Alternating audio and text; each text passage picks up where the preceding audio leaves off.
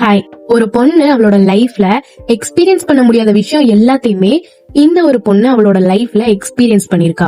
இந்த ஸ்டோரி என்னோட ஃபாலோவர் ஒருத்தவங்களோட லைஃப்ல நடந்த ஒரு உண்மையான ஸ்டோரி. கேட்ட எனக்கே அழுக வந்துருச்சு. அவ சின்ன வயசுலயே அவ அம்மா அவ கூட இல்ல, அவங்க அப்பா தான் அவளுக்கு எல்லாமே. அவங்க அப்பா இவளுக்காக செகண்ட் மேரேஜ் பண்ணிக்கிறாங்க. ஆஃப்டர் சம் டேஸ் ஒரு ஆக்சிடென்ட்ல அவளோட அப்பாவை அவ கண்ணு முன்னாடியே ஷூட் பண்ணி கொள்றாங்க.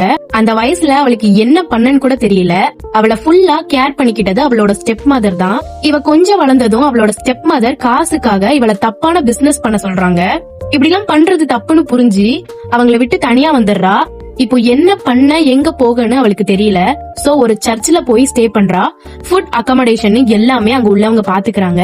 இவ்ளோ விஷயத்த தாண்டி வந்த அவளுக்கு படிக்கணும், லைஃப்ல ஏதாச்சும் ஒண்ணு பெருசா சாதிக்கணும் அப்படின்னு ரொம்ப ஆசை. ஆனா அவ எல்லா இடத்துலயும் ஃபெயில் ஆகுறா.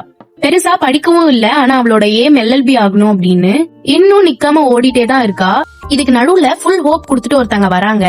உன்னை நல்லா பாத்துப்பேன், ஹையர் ஸ்டடீஸ்க்கு எல்லா ஹெல்ப்பும் பண்ணுவேன், நீ என்ன மேரேஜ் பண்ணிக்கோ, நம்ம லைஃப ரொம்ப நல்லா வாழலாம் அப்படின்னு எல்லாம். லவ் கேர் அப்படின்னு எதுவுமே எக்ஸ்பீரியன்ஸ் பண்ணாத ஒரு பர்சன் இதெல்லாம் கிடைக்கும் போது வேண்டாம்னா சொல்லுவாங்க. இவங்களும் அவங்களோட சேர்ந்து வாழ முடிவு பண்றாங்க.